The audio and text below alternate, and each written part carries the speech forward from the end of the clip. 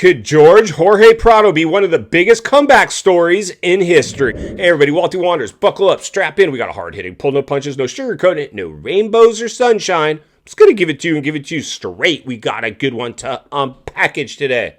Welcome to the show. I hope everybody's doing great. Let's jump back on the moto merry-go-round and examine the good, the bad, and maybe a little bit of the ugly. No, Walty, not the ugly. I only examine rainbows and sunshine and fanfest. No. Somebody's got to read between the lines and look.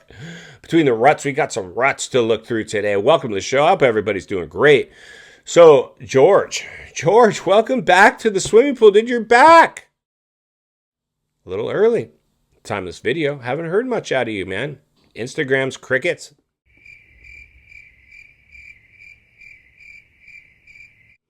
Haven't heard anything. We know you unfollowed Cowie on Insta. That was like the biggest thing. I mean, that was something that made, you didn't say anything, but it made a lot of noise. But we saw it coming. Worst kept secret in moto. Industry hyped you so much. Cowie went in, all in on you. Fired Anderson. Anderson was like, I'm over it. You can keep this guy. I'm out. Going home. I'm out here. Chase is like, I don't even know if I want to come over at this point. And my bell's all rung. From riding that pumpkin KTM or whatever, just having issues. But the reality is this. If you're new, there's never been a more important time in moto history to get centered and surrounded with like-minded moto people where iron can sharpen iron. One of you guys, one of our regulars, messaged in and he's like, dude, check this one out, bro. Check this one out. Prado. I'm picking Prado to be the guy that eventually takes down Jet and does it on a KTM. Could that be prophetic? Is our guy wearing a tinfoil hat or does he have a crystal ball? This could be insane. And I was like, you know what? Dude, it is quite possible. In fact, here, let's go ahead. Let me show you this email right now. All right, race fans, buckle up, strap in, roll up your windows, lock your doors, throw on an open face and a fresh pair of tear-offs because the roost is about to fly. Our subscriber writes in, Walty, I bet you a jelly donut and a medium coffee. Prado on a KTM will be the guy that beats Jet Lawrence. It was the long plan. Boom, and there it is there. Is our subscriber wearing a tinfoil hat? Or could this in fact be a crystal ball? You never know. Definitely food for thought. And he also busts in with, Chase busted his head every race, every weekend, and he can still ride. He is tough. No doubt about that. Our boy Chase is tough, but he definitely had enough of that KTM. Thanks for writing this one in. Truly appreciate it. Now let's jump back to the studio and wrap this baby up. And there he is, and there it is there. And like I said, if you're new, get subscribed. Not yesterday, not tomorrow, today. Today. I mean, it's never been a more important time in moto history. And this is one of the only shows that invites the public, for the people, to get involved. Not spinning mainstream narratives and telling you what to think. No, we're doing the opposite. We're whistleblowing. Reading between the lines and looking between the ruts. Blowing stuff apart here.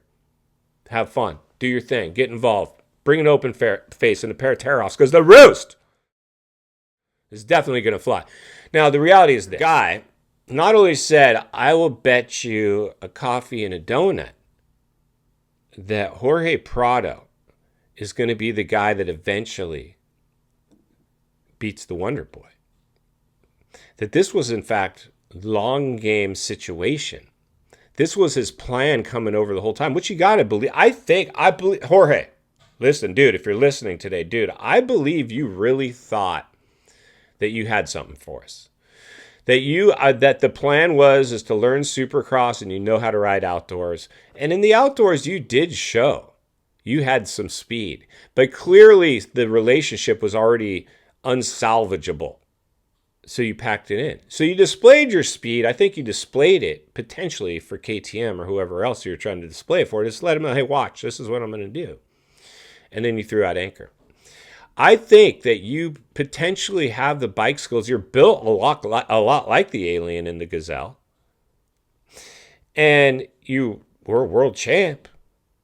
And there's a good chance. Like I saw some speed out of you in the outdoors. there's no way. There's no way you're going to beat anybody at Supercross next year. No way. I mean, other than maybe a handful of dudes, but you ain't going to beat our top guys. You won't be beating Jet Lawrence at Supercross. I can almost promise you. Do I want to be wrong? Sure. At this point, I want to see anybody rise up and make the Wonder Boy ride to his full potential, because that's the other thing. We haven't seen the Wonder Boy even ride at his full potential yet. Why you ask? Of course, I'm going to tell you, because nobody's made him. His brother's been the closest guy. Even then, he just has these afterburners. He turns them on and reels them in. And you need luck. The only person that can beat Jet Lawrence is Jet Lawrence. You will need help. If he gets a start, you can pretty much kiss it goodbye at this point. Now, when we get to the outdoors, let's just say hypothetically, Jorge gets on the KTM at Supercross. He has a little better of a go of it, stays healthy, finishes the whole season, stays sniffing around the top 5, maybe even, somehow gets a holy, maybe steals a podium. That would be a massive win. And then if he could carry that momentum into the outdoors, in fact, if he was smart, he'd just be an outdoor specialist and just skip Supercross and hammer out laps until, but actually that might not be the smartest idea, because I think you need just seat time.